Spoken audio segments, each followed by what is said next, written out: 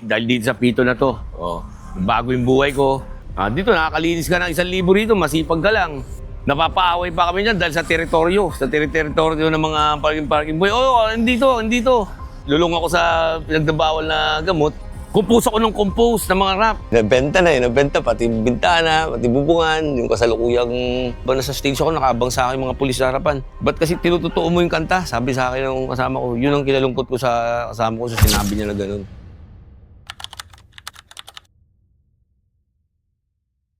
Dahil dito sa pito na to, bago yung buhay ko, bawat bariyang kumikinang dito sa palad ko.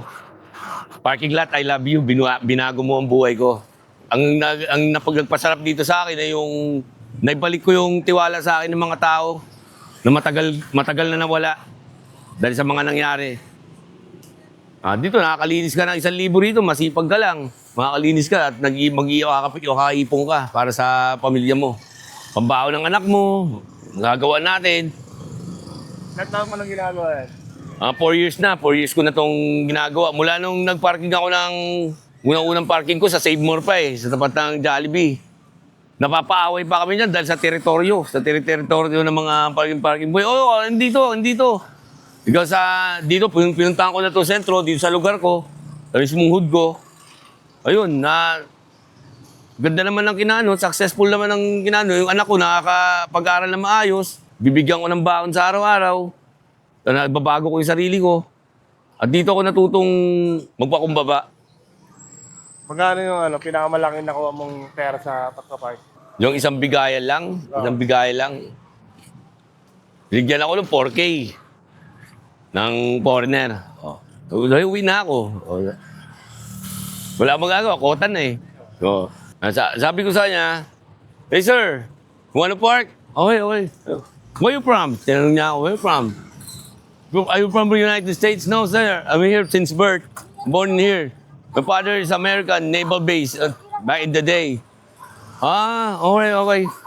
Okay, I'm gonna pierce, I'm going back. Sabi niya, okay. Pagbalik, "Yeah, what's up, bro?" "It's for you, bro." "Sir, it's 2 months. It's 4K. I told this was 10 pesos or 20 pesos. No, just for you. I wanna help you." Bait. Mayroon mababait. Mababait. Hindi mawawala yun. Na ganun. At sa kabila nga pala ng nangyari sa akin, ang kagandahan nito, siyempre, habang panahon na yun, lulong ako sa pinagdabawal na gamot, compose ako ng mga rap. Kinompose ko ng compose. Kahit walang nakikinig sa akin. Nagre-record kahit walang nakikinig sa akin. Dahil alam ko, naniniwala ako na pagkatapos nitong vision na to, pagkatapos kong mag-vision at hininto ko tong vision na to, mapopokus ako. Sige. Ito pala, binabati ko yung shoutout nga pala sa mga toda. Shoutout kay Ate Jeneline Store, Franco. Yeah. Everyday cooking foods.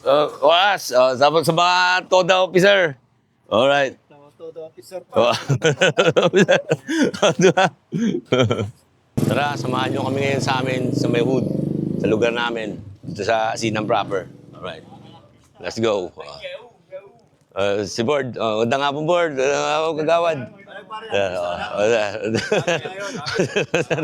Ito naman, racket. Mag-racket naman, sir.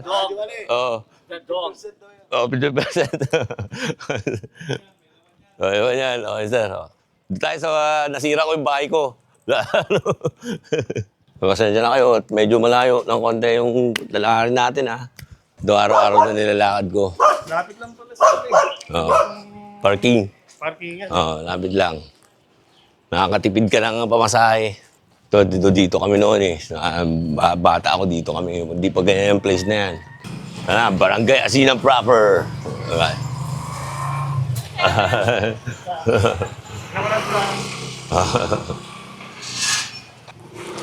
Shout out. Okay, shout out. Ito lang, sa bahay. Kita yung na. Boss. John, bagong pisina? Ha? Bagong pisina mo?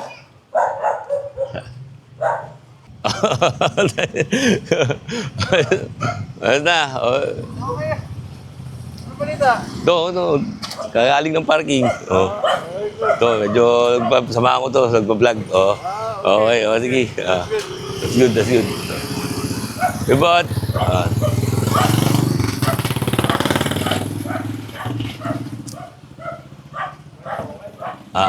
Ito na. Dito na tayo. Sa streets ko. Nangyari, mga tropa. Nag-iwalay na yung mga tropa.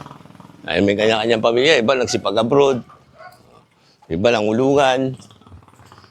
Iba na natili pa rin. Dati, laging dito. Laging mga tambay rito eh. Nung araw, talagang maanuhan. Hindi mahulugan ng karayom. Boss. Ito talaga yung bahay ko. Talagang nakasanlantira ngayon eh. Yan. Harapan. Sa kapatid ko eh. Sila Oh.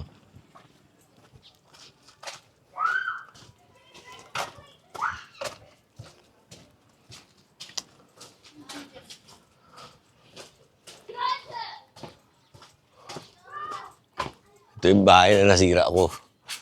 Pero ganun pa man, okay naman, mayroon pa rin naman siyang kuryente, pa rin naman siya. Pa rin naman. Ito, wala yung pintuan, wala na yung pintuan. Bakit wala pintuan?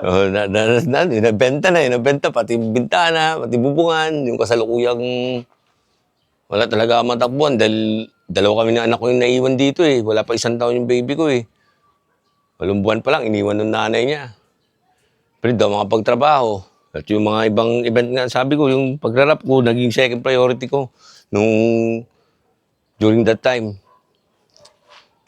At least, kahit paano pa rin naman, nauwihan ko, naging comfort zone pa rin siya. Ito yung mga panahon na nilamon na ako ng liwanag at nalulung na ako sa pinagbabawal na medication. At ito nangyari sa kapaligiran ko. Hanggang nagtago na ako. Ay, pinaghahanap na ako. Araw-araw, dito pa ba nakatira yun? Dito pa ba nakatira si Si Carlo, wala na rito. Parang walang tao na eh. Parang sila na eh. Kasi nga, dyan yung talagang pag nilamang ko talaga ng bisyo, talagang kahit anong mangyari sa mo, susulungin mo eh. Pasukin mo kahit butas ng karayom. Kahit na hanggang nagtago-tago na, nagtatago na rin ako ng mukha ng mga panahon na yun. Naglalagay na ako mask off sa face ko para hindi ako makilala ng tao. Kaso hindi ko talaga din pinagbalong-bala na lang yung nangyari lahat. Hanggang sa Tao Olongapo, nakita ko, nag-music pa rin ako, nag-rap pa rin ako, kahit hanggang nag-concert kami ni Grams, nag-rap ako, habang nasa stage ako, nakaabang sa akin mga pulis sa harapan. Ay, sabi ni Grams sa akin, brother, dumaan ka na sa likod sa backstage ka na dumaan kasi huli ka nila agad eh, ngayon na eh. Ngayon na ba? Oo, kada show ko sa Salapi, nakanta namin sa Salapi. Ba't kasi tinutotoo mo yung kanta? Sabi sa akin ng kasama ko, yun ang kinalungkot ko sa kasama ko, sinabi niya na gano'n. Nandun nga tayo kasi nga para bigyan buhay natin ang sarili nating katsa eh. Dito tayo, ginawa tayo ng Diyos. Nanilika tayo. Tama siya dun. Tama siya.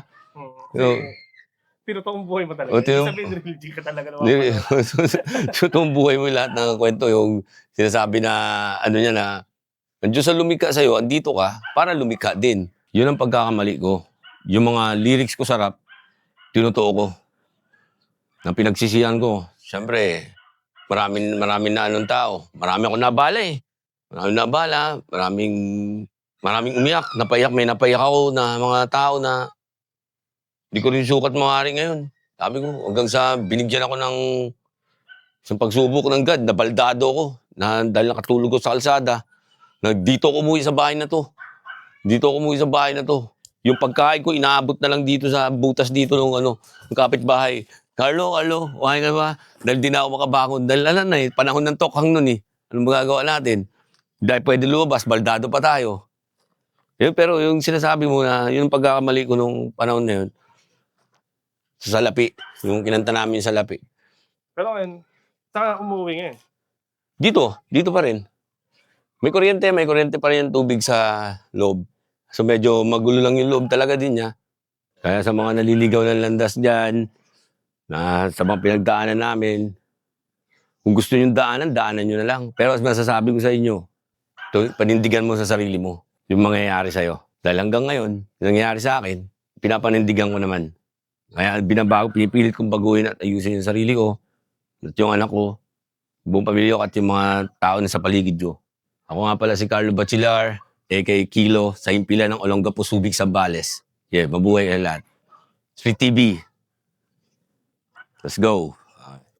Ginagawa ko lang ang gusto kong gawin. Simula ng pagkabata na mulat sa Pilipinas, mga letrang sinulat aking kamay naging barel. Dumaan sa prosesong tumatagos sa pader. Sa ginabayan ng mistulang makina, ang dilang matabel. Sa dami na nilamukos na papel sa buhay, ibinahagi ang patunay upang makaraos sa bawat pangyayaring di magkunwari. Ang buhay ko'y sa musika ay inalay, nagpatangay, bumagay na nga sa aking dating. Sa mga tanga ako'y nakabukod kasi di ko balak mapraning. Sagad hanggang buto ang tinatagay ng bilog na gin. Sa mga halang na siknuran dumudura ng pait, magpakumbaba sa matanda para di samain. Yeah, rap game ang bumabelda sa aking unang pagbalik. Sa paglapag, ang bitaw ng mundo yumayanig. Mikropono'y nagliliya, babang sila'y nakikinig. Itatak sa kukote mong tulig. Sa makabagong mga rapin na supot na sumagot ng usapan totohanan matagal na kayong tapos. Wakasan ng testimonya pa aking bismo tutuloy at tutulugin tatagos. At kung sino man matira sa laban, walang ibang hinirang sa atin kundi ang pinaka-animal na may bilang at sinilang. Ano sa palagay mo? Ang galing mo sa akin. Sa tulad ko malalim na humukay ng mga liriko na makaintindi. Ginagawa ko lang, gusto kong gawin.